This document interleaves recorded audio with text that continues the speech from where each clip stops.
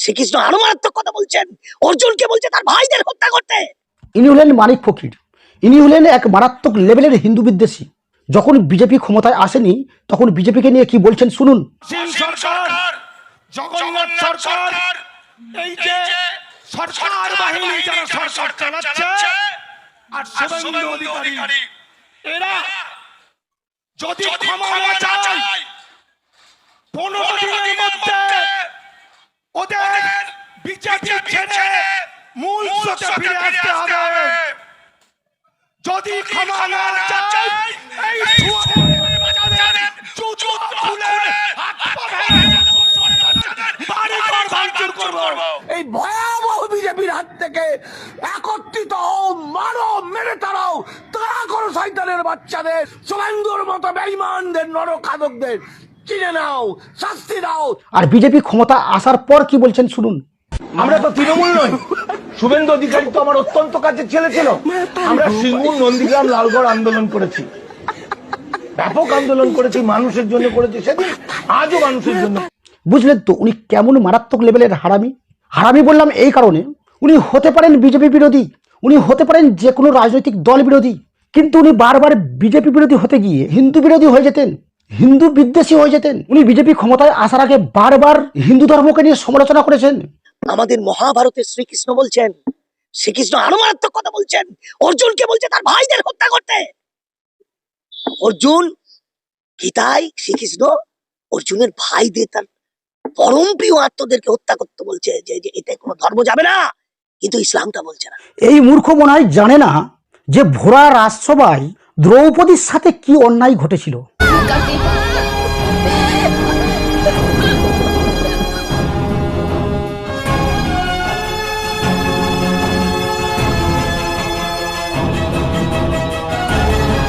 मेरा क्या दोष था कि मुझे इस प्रकार यहाँ लाया गया। আরে মশাই, শ্রীকৃষ্ণ অর্জুনকে তাদের বিরুদ্ধেই অস্ত্র ধরতে বলেছিলেন যারা ওই ভোরা রাজসভায় এক অসহায় নারী দ্রৌপদীর সাথে অন্যায়ের অংশীদার ছিলেন।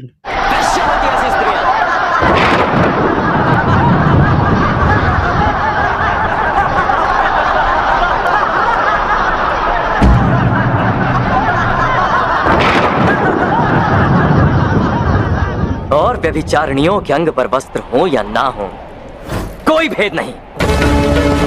दुशासन, उतार दो इस दासी के वस्त्र। दुर्योधन, ऐसा दुष्कर्म मत करो। আরে পাপ তো বাপকেও ছাড়ে না, আর ভাই তো কি হয়েছে। সনাতন ধর্ম এই শিক্ষা দেয়, যারা অন্যায়ের সাথে থাকে, যারা অধর্মের সাথে থাকে, তাদের পাপের কর্মফল হইতে তারা কখনোই ছাড় পায় না, সে যেই হোক। ইসলাম কি বলছে? ইসলাম বলছে এই মুশরিকদের, এদেরকে তোমরা ধরবে, শাস্তি দেবে। আরে মশাই, এটা তো বলবেন যে মুশরিকদের অপরাধটা কি ছিল। অপরাধ কিচ্ছু ছিল না। অপরাধ শুধু তারা অন্য ধর্মে বিশ্বাসী, তারা ইসলামে বিশ্বাসী নয়। ইসলাম কি বলছে?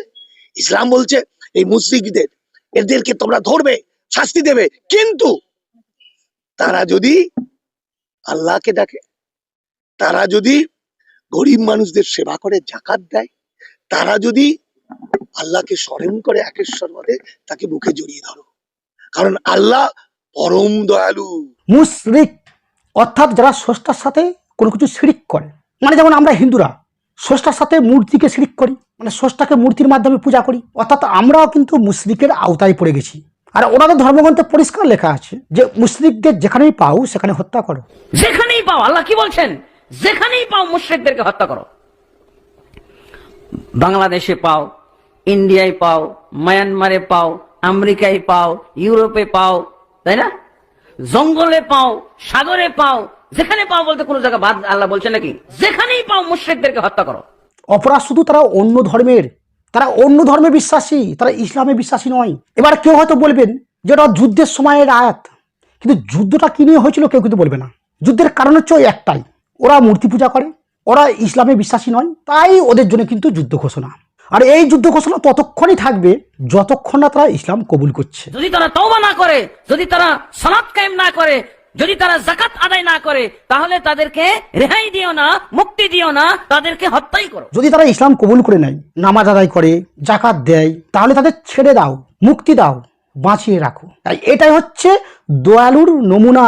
আল্লাহর মতো দয়ালু কেউ নেই। যা হোক, এটা অপর ধর্মের বিষয়, আমার বলার ইচ্ছা ছিল না, কিন্তু যেহেতু গীতার সঙ্গে এই বিষয়টা তুলনা করলো তাই এখানে একটু বললাম। আরে মশাই, আপনি যে পার্টি করতে চান করুন, আপনার বিজেপি নাও ভালো লাগতে পারে। এই আপনি বিজেপি বিরোধী করতে গিয়ে দোগলাবাজি করে গীতাকে নিচু দেখাবেন আর অপর ধর্মের ধর্মগ্রন্থকে উঁচু দেখাবেন, অপর ধর্মের আরাধ্যকে মহান বানিয়ে দেবেন আল্লাহর মতো দয়ালু কেউ নেই। আর কৃষ্ণকে ছোট বানিয়ে দেবেন। শ্রীকৃষ্ণ আরো মারাত্মক কথা বলছেন, অর্জুনকে বলছে তার ভাইদের হত্যা করতে। তাই তো বলেছি আপনি একটা মহাহারামি।